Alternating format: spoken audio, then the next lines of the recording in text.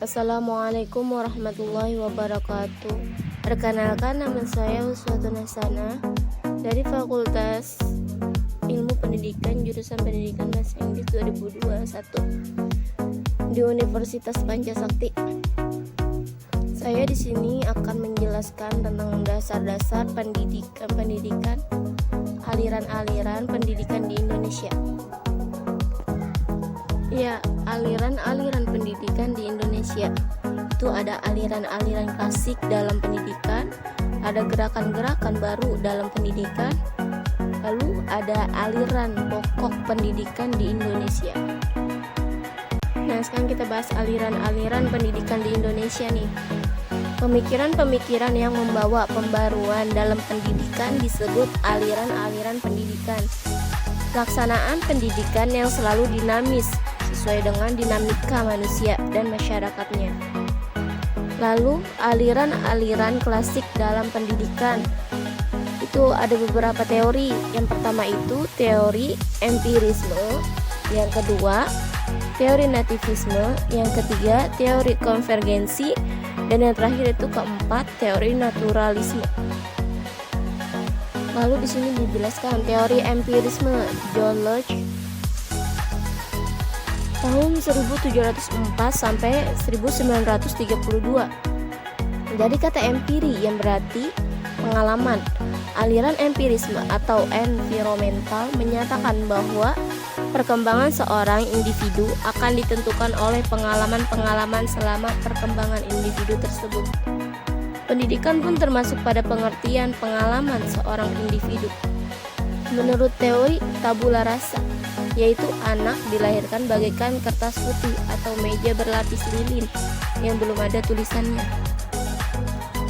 Lalu aliran nativisme Schopenhauer tahun 1788 sampai 1860.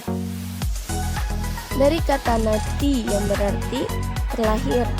Aliran nativisme menyatakan bahwa perkembangan individu ditentukan oleh faktor keturunan atau bawaan sejak lahir.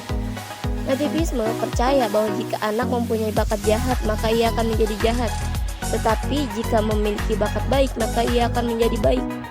Aliran ini mengakibatkan pesimistis di dunia pendidikan karena pendidikan menjadi tidak berdaya menghadapi. Lalu aliran naturalisme J.J. Rousseau tahun 1712 sampai 1778. Aliran naturalisme menyatakan bahwa semua anak yang dilahirkan pada dasarnya dalam keadaan baik. Anak menjadi rusak atau tidak baik karena campur tangan manusia. Pendidikan hanya memiliki kewajiban untuk memberikan kesempatan kepada anak untuk tumbuh dengan sendirinya. Pendidikan hendaknya diserahkan kepada alam. Dalam mendidik seorang anak hendaknya dikembalikan kepada alam agar pembawaan yang baik tersebut tidak dirusak oleh pendidik. Lalu aliran konvergensi William Stern tahun 1871 sampai 1939. Aliran konvergensi mengemukakan bahwa pembawaan dan lingkungan mempunyai peran penting dalam perkembangan individu. Aliran ini berpendapat bahwa anak telah memiliki pembawaan baik dan buruk sejak lahir ke dunia. Perkembangan selanjutnya dipengaruhi oleh lingkungan. Nah, sekarang gerakan-gerakan baru dalam pendidikan.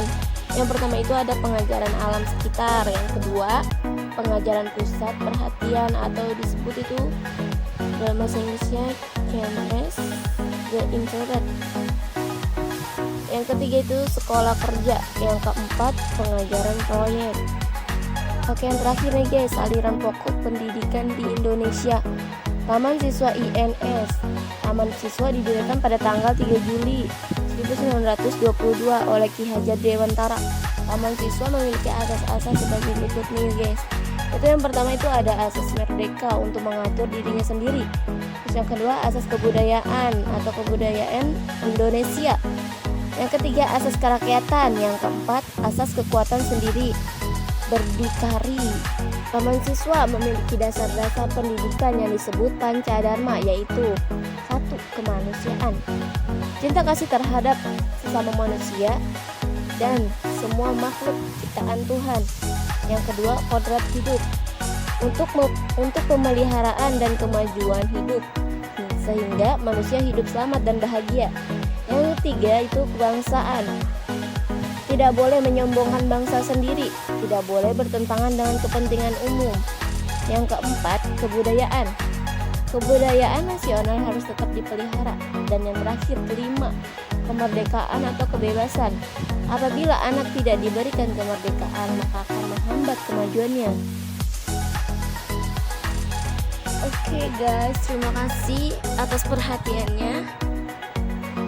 Bila ada kekurangan dalam ucapan saya atau penjelasan saya, mohon dimaafkan. Kurang lebihnya mohon maaf. Wassalamualaikum warahmatullahi wabarakatuh.